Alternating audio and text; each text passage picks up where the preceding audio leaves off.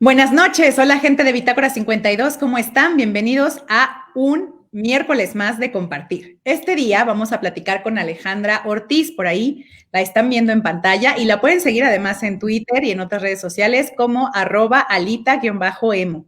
Pero bueno, Alejandra está aquí porque vamos a hablar de un libro súper interesante. Se llama La ciencia de la pancita chelera. Así es, ese que están viendo en pantalla. Esa pancita que usted jura que es del pan, no, es de la chela, ya acéptelo, admítalo.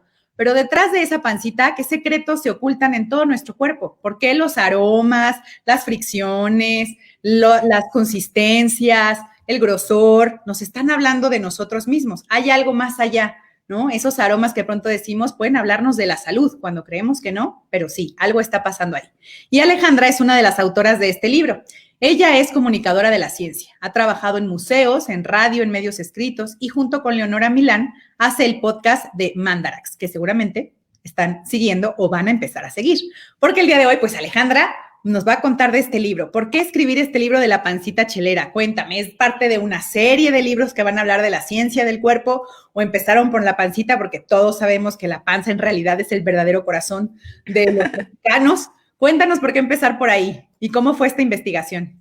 Sí, pues el libro que escribimos Leonora y yo, Leonora con la que hago el podcast de Mandarax, pues surgió, nos contactó la editorial para escribir un libro de ciencia. Nosotras ya teníamos algún tiempito con el podcast y al hablarlo ella y yo, decidimos darle como una temática general, ¿no? Que podían haber sido muchas, los animales, el medio ambiente, ¿no? Problemas ambientales, el universo, en fin. Nos pareció que hablar del cuerpo humano era pues algo con lo que te puedes relacionar muy fácil si eres un humano, porque tienes un cuerpo. Y teníamos ya varios capítulos del podcast que hablaban de esto. De hecho, cada uno de los capítulos del libro, que son 13, tiene, digamos, como su contraparte en podcast, que eso no significa que el podcast y el capítulo del libro sean iguales, sino que más bien toma el tema de ahí, lo expande, hay una narrativa distinta, en fin, no, hay más información. Ahora sí que están viviendo lo que es el cross media, como un medio va a complementar la información del otro medio, pero ahora conciencia. ¿Ustedes creían que eso pasaba solo en los Avengers o en Matrix, para los que son de mi generación? Pues no, el cross media llegó a la ciencia.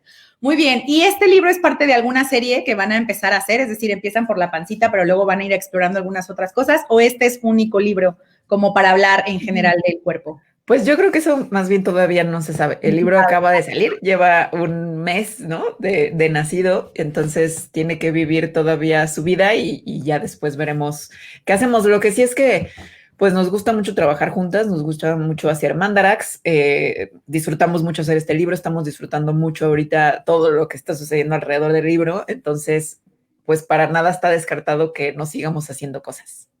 Ok, cuéntanos un poco de cuál fue el dato curioso o la investigación que más asquito les dio, porque por ahí, gente, les adelanto, a las que son mamás, hay ahí todo un rollo de cómo es en verdad la maternidad y por ahí de pronto los hijos son más bien aliens, acéptenlo, bien que nos hacen hacer cosas que no queremos.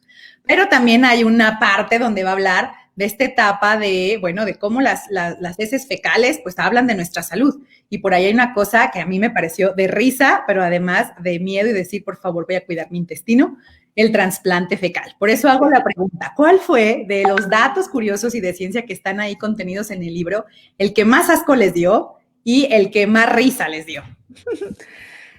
Ay, no sé, es que a ver, el cuerpo humano es una fuente de escatología, ¿no?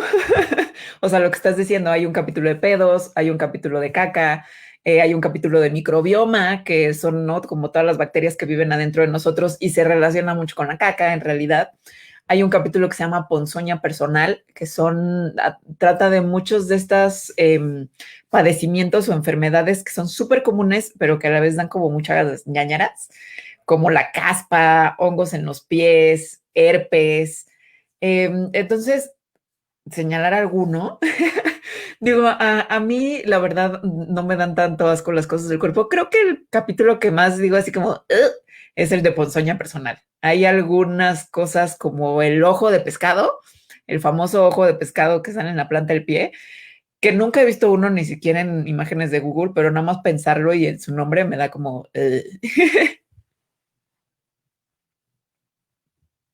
Estás en mute. El que más risa te dio, el que te provocó más como, esto está divertido, está buena onda, lo puedo contar en la casa con las tías. El que más risa me dio. No, a ver, estoy pensando.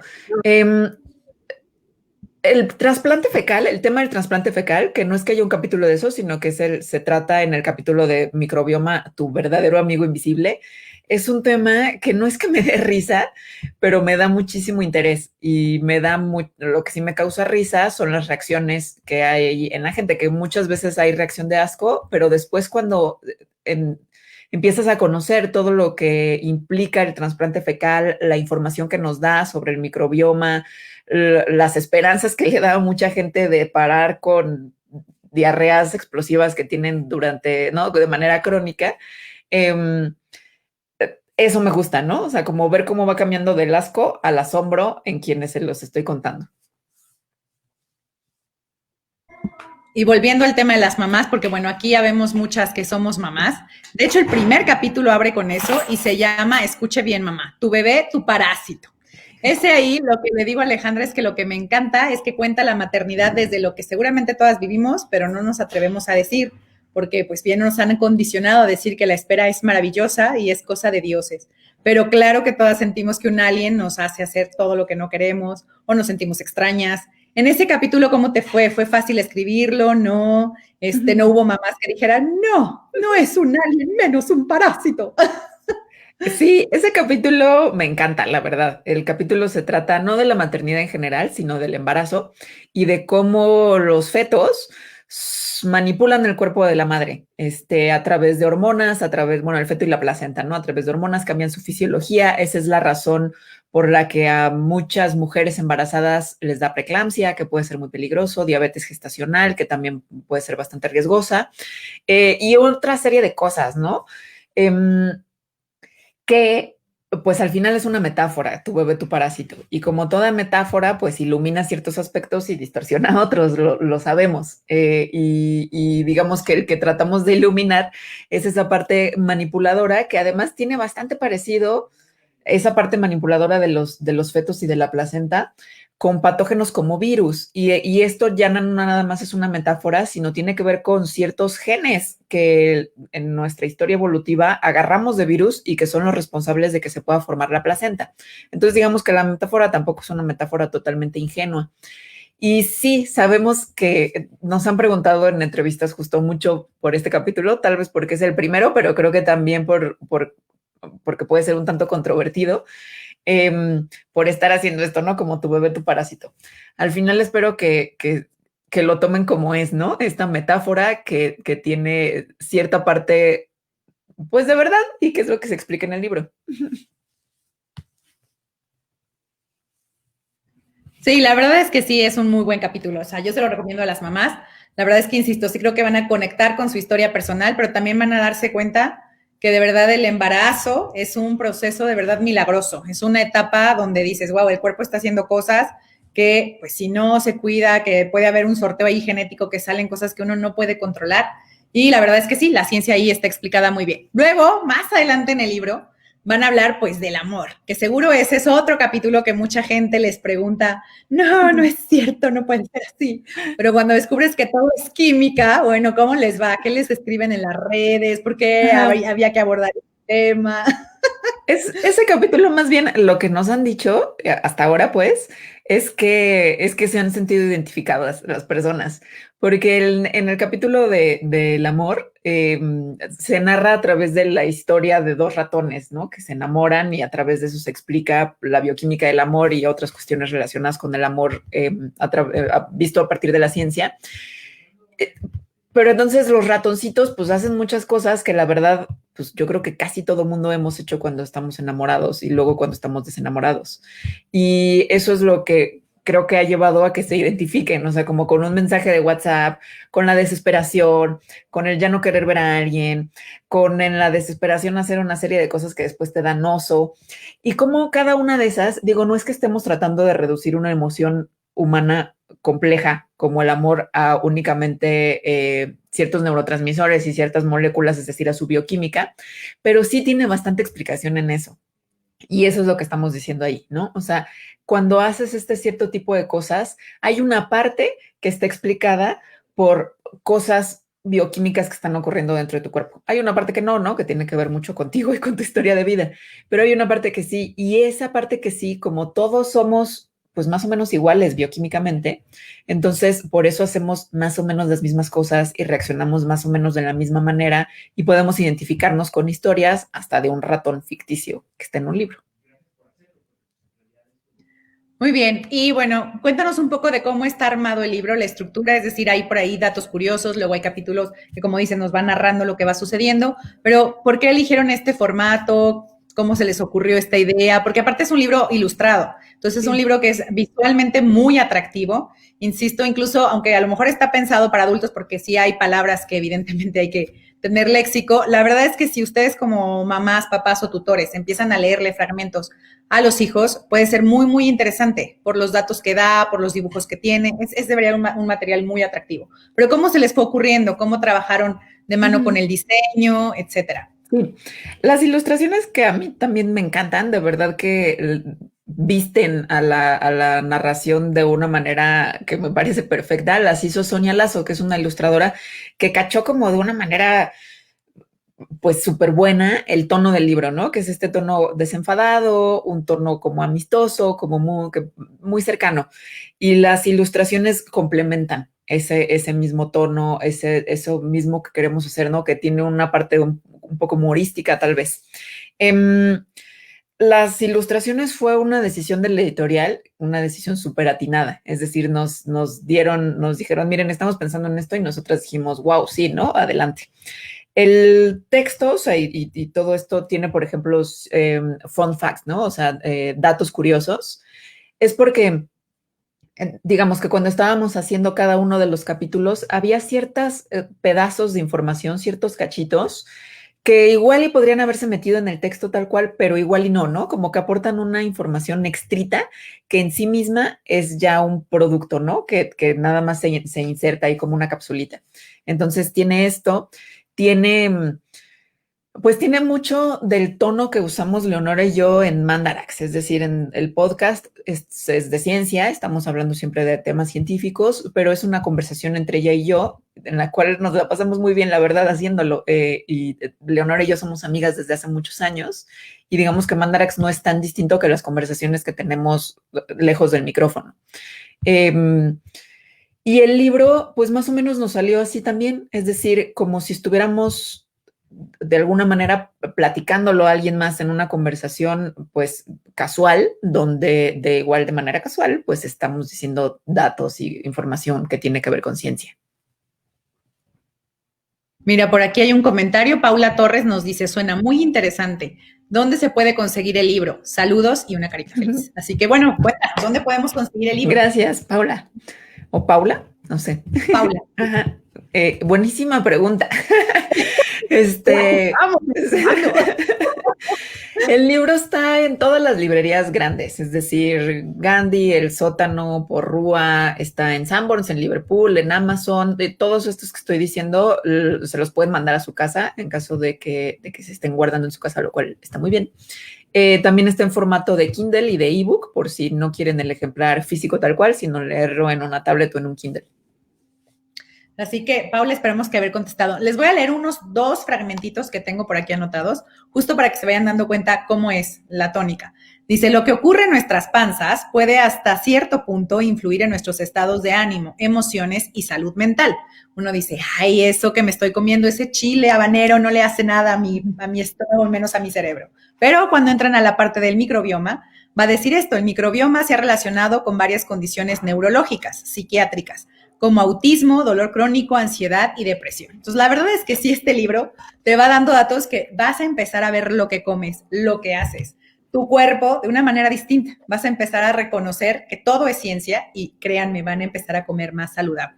Alejandra, ¿por qué empezaste a escribir sobre ciencia? Cuéntanos un poco de ti. ¿Desde cuándo te gusta la ciencia y desde cuándo quisiste escribir de manera amena sobre la ciencia? Porque tenemos la idea de que si vas a ser científico hay que parecer lo más alejado de las personas normales o comunes. Pues, sí, creo que tiene que ver con eso, con ser científica. Yo estudié biología y después hice un doctorado en ecología evolutiva, es decir, tenía mi camino en la ciencia, que me gustó mucho.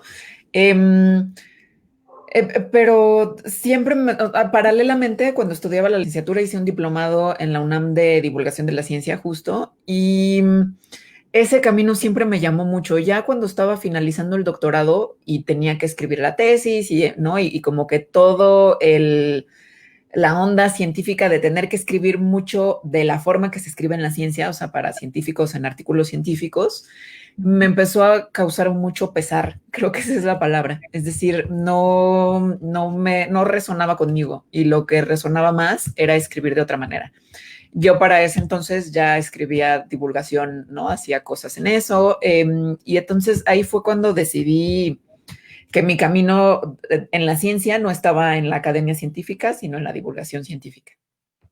Ok, no, pues créeme que muchísimos te lo agradecemos porque sí es de verdad el libro un gozo justo por el lenguaje que utiliza. Es decir, insisto, si tienes que tener léxico, si de pronto a lo mejor vas a correr al diccionario, pero todo lo demás está narrado de una forma que parece que te están contando un cuento. Y entonces es muy divertido, no quieres despegarte de él, te hablan y dices, espérame, porque sabes que es información que de verdad cambia cómo te ves a ti mismo, tus hábitos cotidianos, insisto, sobre todo de alimentación. Pero también creo que dices, ya sé con qué voy a abrir la siguiente conversación en Zoom, porque recuerden que nadie se está juntando para fiestas. Así que te da muchísimos datos curiosos y además seguro te va a resolver muchas tareas de tus hijos. Entonces, Alejandra, pues repítenos en qué redes sociales estás, por favor, para que te sigan y dónde pueden escuchar, evidentemente, pues el podcast, porque yo sé que muchos ya van a querer estar escuchándoles. Sí. Ahorita, antes quiero agradecerte, Julia, porque ahorita dijiste, bueno, has dicho muchas cosas muy padres, pero ahorita dijiste dos en particular, que es que el libro hace que las personas vean de forma distinta su cuerpo. Y eso está increíble. Eso es así como ya triunfamos como autoras, ¿no? De ciencia. O sea, sí es como uno de los propósitos, no que aprendas o que hay algo que tienes que saber, sino que de verdad te veas a ti mismo de una manera diferente. Y la segunda, ya no me acuerdo qué era.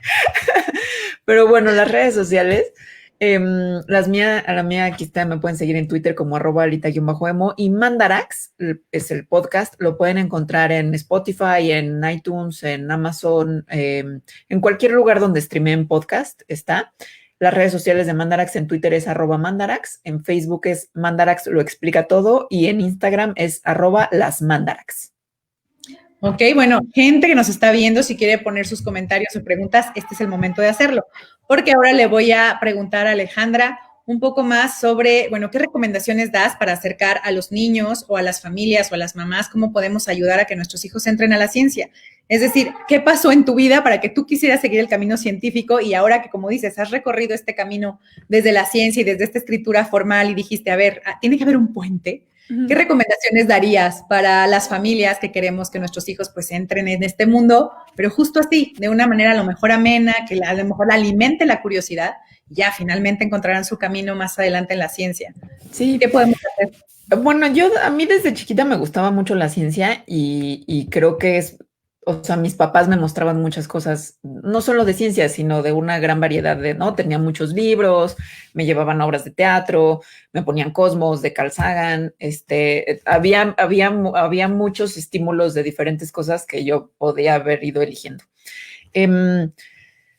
Creo que o sea, sí, siento, es una pregunta común, ¿no? Como, ¿cómo hacer que los niños se acerquen a la ciencia? Creo que la pregunta más grande es cómo hacer que la gente se acerque a la ciencia, ¿no? Entonces, si hay gente adulta, hay gente adolescente, hay gente niña que se acerca a la ciencia, pues entonces justo la gente niña se va a acercar cada vez más. La pregunta es más bien cómo la gente en general se acerca, y mi respuesta es ofreciendo una variedad de experiencias distintas de acercarse a la ciencia. Es decir, igual y para ti, lo que más te llama para acercarte a la ciencia es estudiar ciencia, ¿no? O sea, entrar a una carrera científica o clavarte en tus clases de ciencia en la escuela, que está bien. Igual y para otra persona lo que más le llama de la ciencia es leer este libro, ¿no? O es escuchar un podcast que puede ser Mandarax, pero podría ser otro. Es decir, creo que la variedad de acercamientos y experiencias hacia la ciencia es lo que da oportunidad de que haya un menú para los gustos de mucha gente, de muchas edades, de muchas formas distintas de querer pasar el rato en su vida. Ok, por acá tenemos una pregunta de Omar Rivera. Nos dice, muy interesante, ¿por qué el nombre de Mandarax? También qué buena pregunta, gracias. Mandarax es el nombre de un personaje de un libro, de una novela de Kurt Vonnegut, una novela que se llama Galápagos. Kurt Vonnegut es un escritor de ciencia ficción que a Leonora y a mí nos encanta. Leonora hace muchos años me prestó justo esta novela que se llama Galápagos, y cuando estábamos pensando en el nombre de este nuevo proyecto que íbamos a tener, que era el podcast, pues salió Mandarax. Mandarax en este libro este libro fue escrito en los 80s, entonces tengan en cuenta que no había internet, obviamente no había iPhones. Y Mandarax es un aparatito que tiene como todo el conocimiento del mundo, que yo me imagino ahorita que sería pues como un teléfono inteligente con Google, más o menos, ¿no? Que le preguntas cualquier cosa y te la dice. Pero bueno, en ese momento era como un aparatito. Y le pusimos así, por eso. Ay, suena muy interesante. Oye, y nos cuentas un poquito más, ¿desde cuándo se conocen? Que dices que empezaron este proyecto, ¿hace cuánto tienen haciendo Mandarax? ¿Y desde cuándo se conocen? ¿Ella también es científica entonces? Sí, Leonora es bióloga también y es doctora en filosofía de la ciencia. Nos conocemos desde hace, no sé, más de 10 años, 12 años, una cosa así. A Mandarax lo hacemos desde el 2015. Entonces, Mandarax tiene ahorita 5 años y medio, más o menos. Llevamos casi 170 capítulos. Nos conocimos, Leonora y yo, haciendo un libro de texto de biología, y justo ahí ya empezamos a ser amigas. Ok, pues está perfectísimo todo lo que nos cuentas. Gente, ¿tienen alguna otra pregunta para Alejandra? ¿Algo más que nos quieras comentar? ¿Alguna otra red que nos quieras compartir? Que ya me acordé de la otra cosa que habías dicho. Dijiste algo así como que puede despertar conversaciones, ¿no? En Zoom, ¿no? O en donde sea. Eso también es como de, wow, qué increíble que una lectora nos diga eso en nuestro libro, porque también es como de las cosas máximas que quisiéramos que pasara con este libro, que generaran conversaciones, ¿no? O sea, que una conversación de sobremesa, una conversación no así súper seria, sino una conversación de verdad de, amiga, te quiero contar esto, ¿no? Y quiero que te rías del experimento del trasplante fecal porque está súper asqueroso. Entonces, gracias. Sí, no, bueno, es que como dices, luego entre los que somos lectores o nos clavamos en cierta área de la literatura, pues es que acabamos haciendo memes y llorando por la muerte de Atarax y ahí nos quedamos encerrados y de pronto dices, güey, ya traigo un dato curioso nuevo, vamos a salir de la depresión. No, está increíble su libro, de verdad se los recomiendo a todos, insisto, yo creo que es para toda la familia, las ilustraciones van a atraer a grandes y pequeños, creo que es una excelente forma de, en las noches, si suelen hacer esta parte de leerles a sus hijos, pueden tomar datos curiosos, fragmentos del libro y leérselos a sus pequeños, seguramente les va a despertar la curiosidad.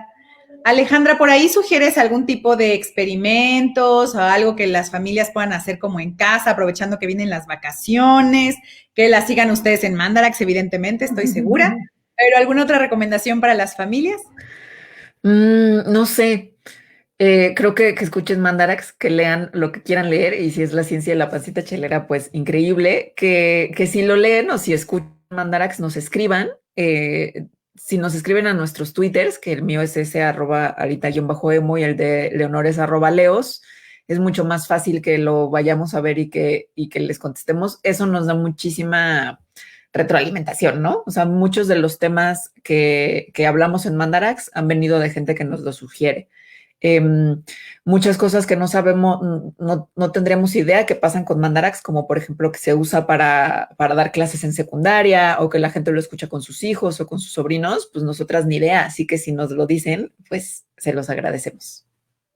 Cuando empezaron a hacer Mandarax, ¿cuál era su objetivo? ¿Qué pensaban que iba a suceder?